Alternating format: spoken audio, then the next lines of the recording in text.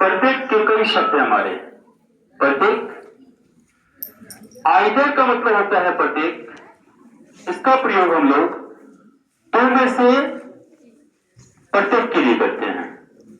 जैसे मेरे पास दो पुस्तकें हैं, प्रत्येक पुस्तक नहीं है। यहां पे प्रत्येक का सेंस क्या है कि पहला भी और दूसरा भी। आइदर का प्रयोग हम दो के लिए करते हैं। ठीक इसके अपोजिट नाइदर शब्द का प्रयोग होता है। स्पेलिंग है NEITHER, नाइदर। नाइदर का मतलब दो में से कोई नहीं। इसमें क्या है, जैसे मेरे पास दो पुस्तकें हैं, दोनों में से कोई पुरानी नहीं है।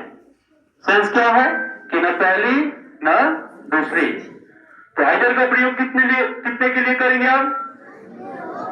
दो के लिए, दो में से प्रत्येक के लिए। और नाइदर का प्रयोग दो में से कोई नहीं। फिर से सुन लेंगे आप, आइदर का प्रयोग कितने के लिए? दो में से प्रत्येक के लिए। और नाइदर का प्रयोग दो में से कोई नहीं। समझ में आ गई? जब हम दो में से प्रत्येक की बात करेंगे तो किस शब्द का इस्तेमाल करेंगे? आइदर। और दो में से कोई नहीं की बात होगी तो नाइदर। और दो से अधिक में से प्रत्येक की बात होगी तो हम एवरी का प्रयोग करते हैं। एवरी का प्रयोग दो से अधिक में से प्रत्येक के लिए। क्लियर? दो में से प्रत्येक किसके लिए? दो में से प्रत्येक, इसके लिए कौन से शब्द इस्तेमाल करेंगे हम? दो में से कोई नहीं, दो से अधिक में से प्रत्येक। और बाबू लास्ट में दो से अधिक में से कोई नहीं के लिए नन का प्रयोग होता है। दो से अधिक में से कोई नहीं के लिए नन का प्रयोग करेंगे। दो में से प्रत्येक के लिए आइदर का प्रयोग होता है। दो में से कोई नहीं नाइदर का। दो से अधिक में से प्रत्येक के लिए एवरी।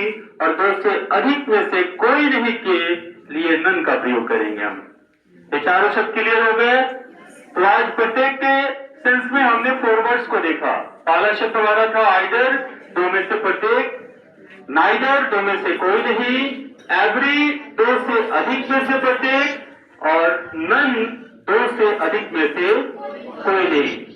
अगले दिन इन चारों शब्दों का प्रयोग हम क्लास में ट्रांसलेशन के माध्यम से सीखने का प्रयास करेंगे। तो आज के लिए इतना ही। चलिए, थैंक यू।